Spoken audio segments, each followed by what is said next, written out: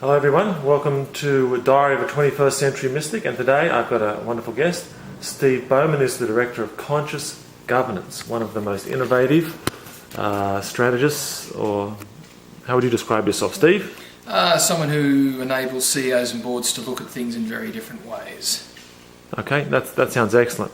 And Steve is not only a wonderful chap, he's one of the smartest guys I've met recently. He's very into asking questions that really provoke thinking and deep thinking. Can you tell us about some way that you've used intuitive intelligence to create what you want, or to explore something new? Well, one of the things we do is we work a lot with CEOs and boards, and particularly with organisations that really change society. And what we've found is that the best way to actually get people to recognise that they can actually make even greater change out there, and therefore create the society that we all want to live in, is by them willing to be the question. Now, when we talk about intuitive intelligence, to me, the gateway that unlocks intuitive intelligence is the questions that we're willing to be, even before we even choose to ask them. So one of the things that we show people and get them to at least entertain the notion of what if you were actually willing to be the question in everything before you even opened your mouth. Tap into what is possible without even putting words to it. Understand that there's an infinite universe out there. What would that look like if I looked at things from a slightly different point of view? So the whole notion to us of intuitive intelligence is just understanding it's a totally abundant, infinite universe out there, and we work so hard not to see so much of what's out there. Being the question enables you to open up to that sense of curiosity about what else is possible, where else might it be, what am I not asking here, what questions should I be asking? Because one of the things we know about these questions is that they will actually open up the possibilities rather than close them down. So to us, being the question in everything is an incredibly powerful tool. Oh, that's great, Steve. I just thought of a question off the top of my head here. I hope you don't mind me asking you this one. And you don't need to actually name a person or a company if you want. But what's the most amazing transformation you've seen in a person or organisation as a result of what you do? We see this all the time, particularly when we start to talk to people about the lies of scarcity and understanding how they function from that.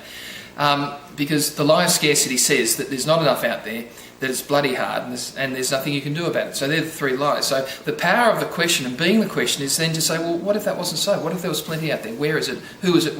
And we've had people who've said, that question alone has got us to look in different places and create different revenue streams that have always been there, but we've been refusing to see it because we thought there was not enough. So that very simple question of, well, there's plenty out there. Where is it? Wonder what it's like. What if it wasn't so? And then as soon as people think it's hard, they'll prove and show you the evidence of how hard things is. So just turn it into a question. What if this was easy? What would need to change? We've seen organisations totally restructure once they've realised things were actually easy, and therefore they'd have to put in place the staff training, the policies, the procedures to actually make it even easier, rather than looking for all the evidence to prove how hard it was. So That sounds like pretty serious stuff, Steve. Oh, yeah, real serious stuff. The trouble is people take it so seriously. They think this is the way the world is, and they're absolutely right, because they create their world that way. Our role, and we do this with CEOs and boards all over the world, what if that wasn't so? What would that look like? And just that question itself can transform organisations, because we've had, one... Do you want me to tell a story? Quick one? Yes, sure. Okay. So one organisation was running at about $50 million for the last 15 years, hadn't been able to go above or below. And I said to the CEO, so what's going on? He said, look, we can't get above this sort of level of resistance. And I said, well, what would need to change if you were a $50 billion organisation? And he said, probably my point of view. And I said, well, what would that look like? And he said, well, I'd probably need to get good staff around me that could do that. All of a sudden he came up with 6 different things straight away in 3 minutes to turn his organisation from 50 million into something different than that. And he knew it already, but he'd been refusing to see it.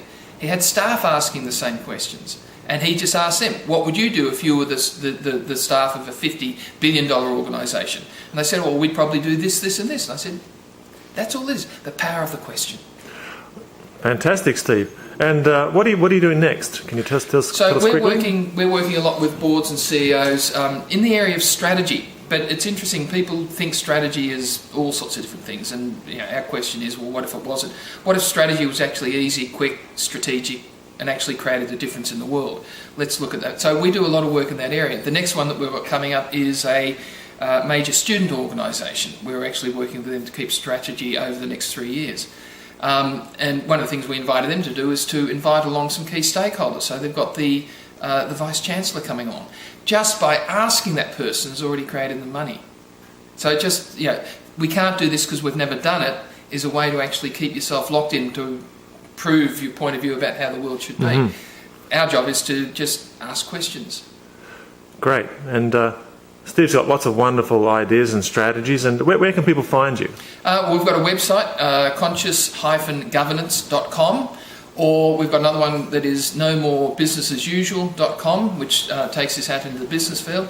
A lot of what we do is about people tapping into their own intuitive awareness and using the skills they've already got, but they're just refusing to use to actually look at things differently. And what is this book you've got here? Maybe that's just the last thing you can show us. This is No More Business as Usual. This is doing really well around the world.